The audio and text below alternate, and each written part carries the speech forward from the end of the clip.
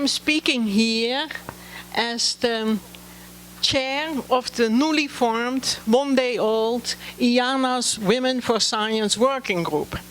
And I'm the former co-chair of the IAC, the Inter-Academy Council Advisory Panel on Women for Science, that published this report for the Inter-Academy panel about 4 years ago.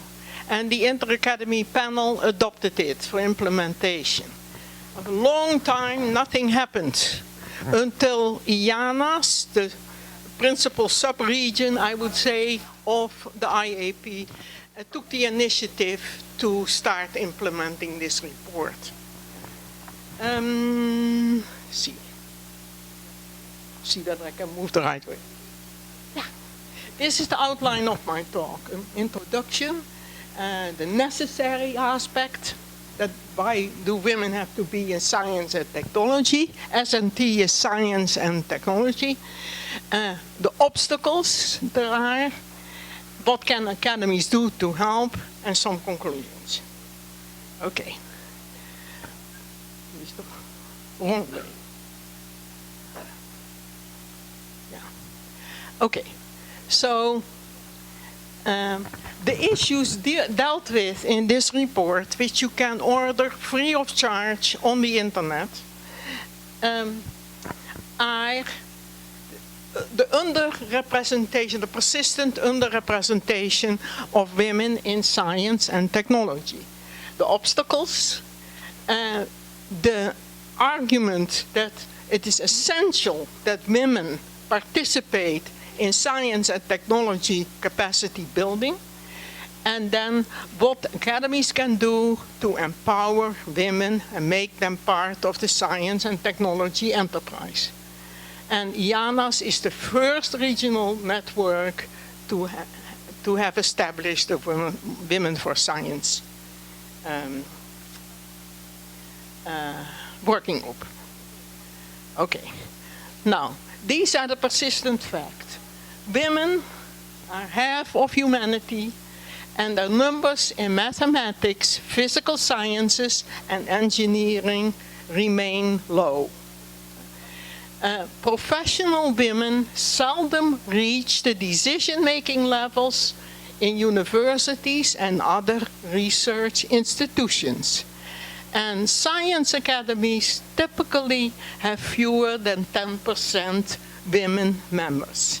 We have 12 focal points, and they send me the numbers for their academies. There are a couple of very striking exceptions. One is Mexico, the other is Cuba, where they have substantially higher, 20% or more women, but most of the academies are just like the National Academy of Sciences in the United States, about 10% women if they are lucky. Our engineering academy in the United States has always, for the last 10, 15 years, has had about 7% women, and it doesn't seem to budge. Okay. Now, I am going to make the arguments why it is essential that women participate in the sciences, mathematics, and engineering.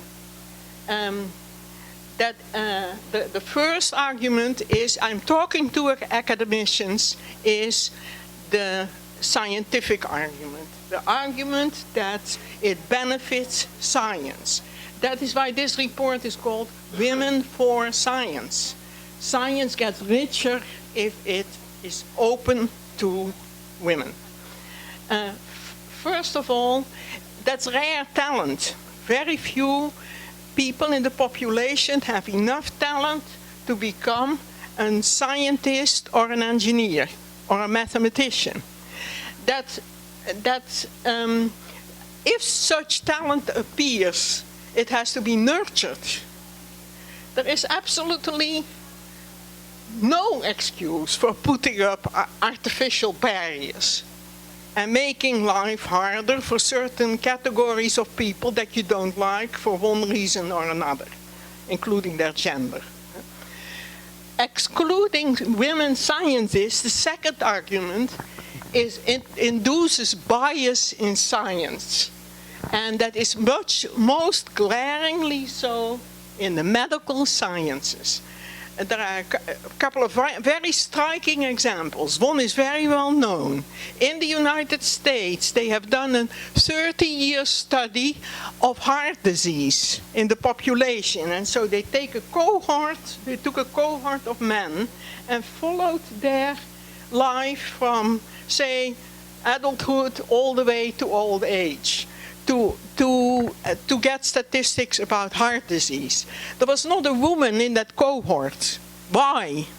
Well, women are just unpleasant subjects of science because they have, they have these monthly cycles, and then all of a sudden in the middle of the project they get pregnant. So just exclude them.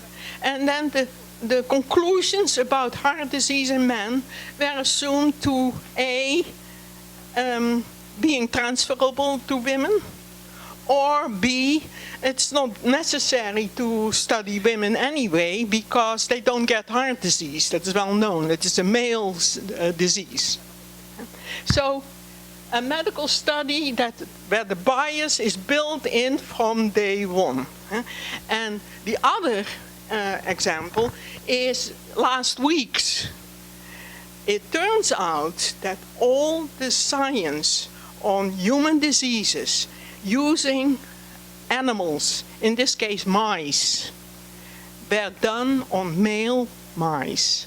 And it was just assumed that what you find may apply to both men and women.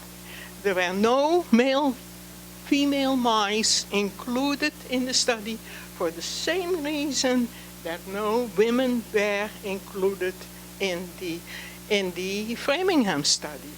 And it's just more complicated to put female mice in cages, and all of a sudden they have a whole litter of little mice. So you use male mice. And finally, last year, that practice has been ended. It's in Science. Look it up. So examples abound of the bias that you build into unbiased, objective scientific work by not paying attention to issues like this. Is the sample that we study sufficiently representative? And thirdly, and that's the most potent argument, the richer the diversity and talents and views of its practitioners, the richer science will be. So these are the scientific arguments for doing it. And I think they should weigh heavily with academicians. Now, why is it necessary? And in that respect, our report is unique. I have not seen that argument made before.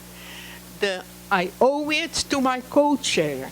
My co-chair is Manju Sharma, former Minister of Biotechnology in India, founder of a number of scientific research institutes in India. And she is the one who opened my eyes.